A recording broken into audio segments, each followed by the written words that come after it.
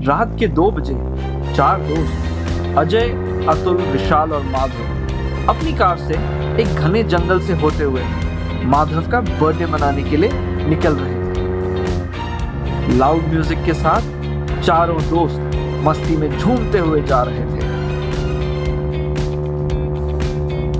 ओहो गाइस, आज भाई का बर्थडे है, फुल यादगार बनाना है, ठीक है ना?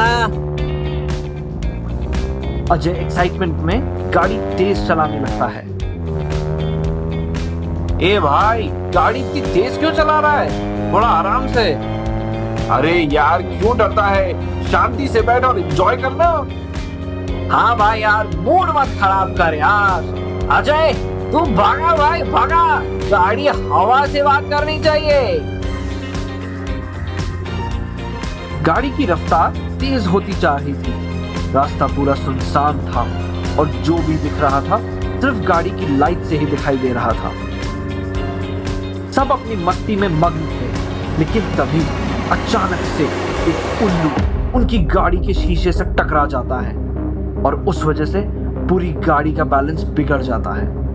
अजय को कुछ दिखाई नहीं दे रहा था, बस गाड़ी को संभालने की कोशिश कर रहा था, पर फिर भी गाड़ी कंट्रोल में आ ही नहीं पा रही थी और एक स्पीड ब्रेकर से टकराकर गाड़ी एक बूढ़ी औरत के ऊपर चढ़ जाती है।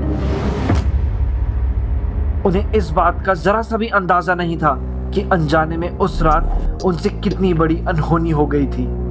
इस बात से बेखबर वो चारों आगे निकल जाते हैं। आखिरकार एक लंबे सफर के बाद ये लोग अपनी मंजिल पर पहुंच जाते हैं। वो जगह इतनी सुंदर थी कि मन करता है हमेशा के लिए वहीं रुक जाए। एक ओर ठंडी ठंडी हवाएं चल रही थी जो पेड़ों से होकर गुजर रही थी और दूसरी ओर एक झरना बह रहा था जो चांद की रोशनी में चमक रहा था। इतना मनमोहक नजारा उन्होंने आज से पहले कभी नहीं देखा था। रास्ते में क्या हुआ उन्हें कुछ पता नहीं था, क्योंकि उनका पूरा ध्यान माधव का बर्थडे मनाने में लगा हुआ था। उस जगह की शांति और सुंदरता उनके मन को लुभा रही थी। वो लोग वहीं बर्थडे सेलिब्रेट करने के लिए तैयारी करने लगते हैं। Happy birthday to you, happy birthday to you, Madhav, happy birthday to you। जैसे जैसे समय बीत रहा था वो लोग अपनी मस्ती में मगन होते जा रहे थे। अतुल अपना मुंह धोने के लिए झरने के पास जाता है और मुंह धोने के बाद वहीं खड़ा होकर उस सुंदर नजारे को निहारने लगता है कि तभी अतुल को गए काफी समय बीत गया था। अजय को उसकी चिंता होने लगी थी। उसने अतुल को कॉल करने के लिए फोन निकाला, मगर वहां नेटवर्क नहीं था। हे गाइस, ये अतुल कहाँ चला गया? किसी को पता है क्या? पता नहीं यार, अभी तो यही था। हाँ यार भाई, अभी तो यही था। घबराहट में अजय और विशाल अतुल को ढूंढने के लिए अलग अलग दिशाओं में निकल जाते हैं।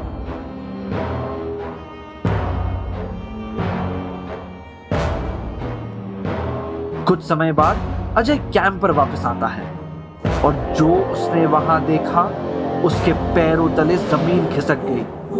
अजय सुन पड़ चुका था, उसकी सांसें भारी होने लगी थी। उसे कुछ समझ नहीं आ रहा था। अजय काफी धीमी और डरी आवाज में खुद से कहता है, नहीं नहीं, ये नहीं हो सकता, नहीं। अजय इतना डर चुका था कि उसने आओ देखा न ताओ बस वहां से भागने लगा और काफी दूर जाकर थक कर रुक जाता है।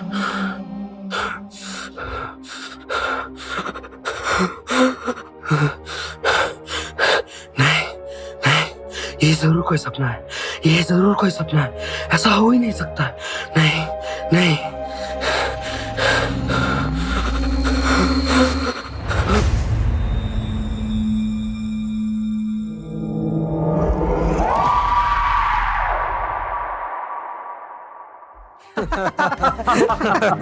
वाह वाह भाई वाह, क्या कहानी सुनाई है, मजा आ गया। मैं तो फील ही करने लग गया था कि अगर सच में ऐसा कुछ हो जाए तो क्या होगा। वाह।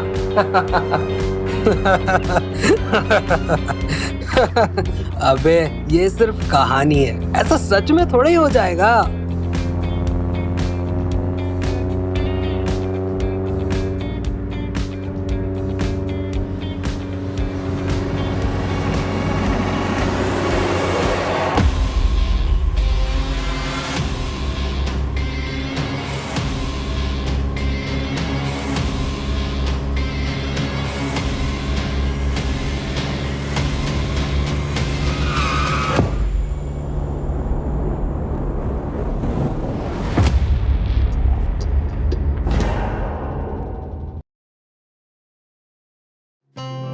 आज राघव और प्रीति बहुत खुश थे।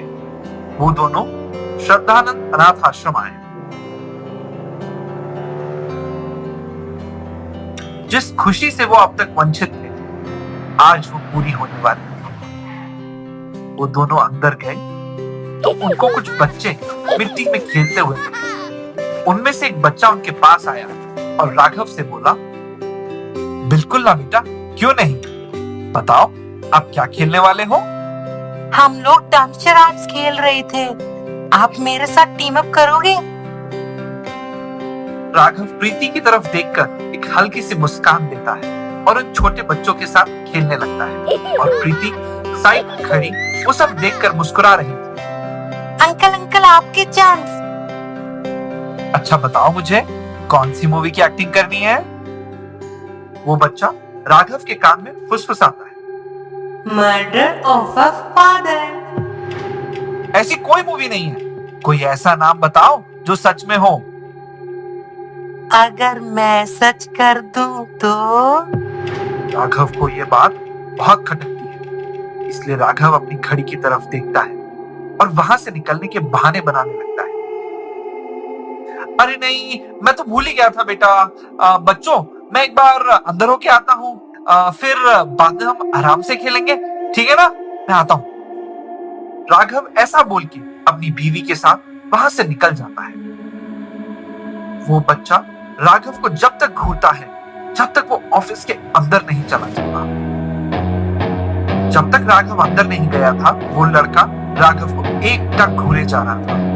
वो तब तक उसे घूर रहा था जब तक वो उसकी आंखों से ओझल नहीं हो गया और ऑफिस की तरफ चला न गया। राघव ऑफिस में अंदर आता है।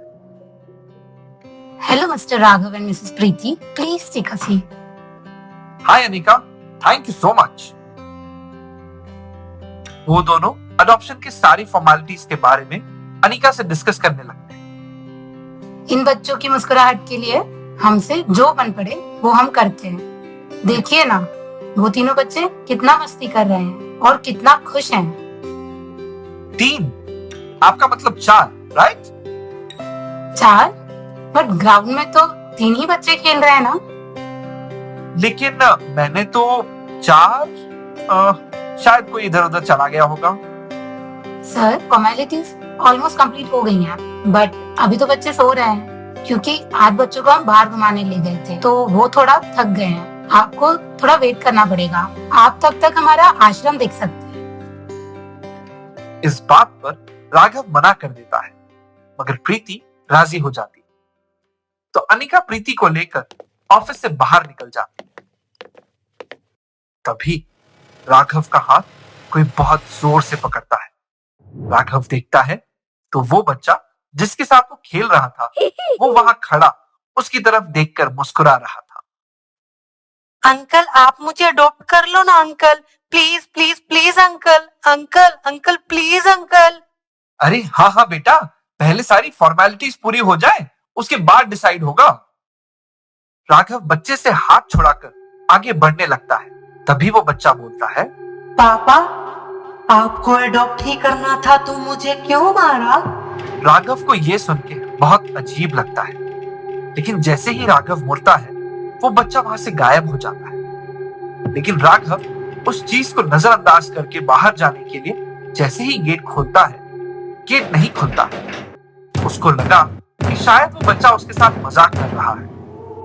बच्चे देखो, ये मजाक का टाइम नहीं है, प्लीज दरवाजा खोलो। तभी कमरे की लाइट अपने आप बंद चालू होने लगती है। बस बहुत मजाक हो गया, खोलो। तभी लाइट बंद चालू होना बंद हो जाती है और दरवाजा अपने आप खुल जाता है। राघव दरवाजे से बाहर जाता है तो वो देखता है कि वो एक एनआईसीयू वार्ड में पहुंच गया है। वो एनआईसीयू की खिड़की की तरफ जाता है और एक खाली इंक्यूबेटर को देखता है। मैं वहां होता अगर आपने। अचानक लाइट चली जाती है और राघव खुद को अंधेरे में पाता है। उससे बहुत दूर एक खून में लिपटा हुआ बच्चा दिखाई देता है। यह देखकर वो अपने घुटनों पर बैठकर रोते हुए बोलता है, ये सब मेरे साथ क्यों हो रहा है? पापा, मुझे कंधे पर नहीं घुमाओगे? राघव पलट के देखता है तो वही बच्चा उसके कंधे पर बैठा था और उसकी आंखों से खून निकल रहा था, लेकिन उसके चेहरे पर एक अजीब सी हंसी थी। राघव वो देखकर चिल्लाता है और उस बच्चे को कंधे से पीछे की तरफ गिरा देता है और भागने लगता है और बच्चा भी उसके पीछे पीछे भागने लगता है।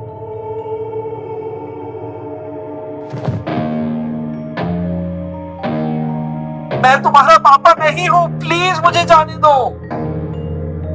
डरो मत पापा, मैं बस आपके साथ खेलना चाहता हूँ। पापा, मुझे लोरी सुनाओ ना, मुझे नींद आ रही है। पापा। चंदा है तू, मेरा सूरज है तू मेरी आंखों का तारा है।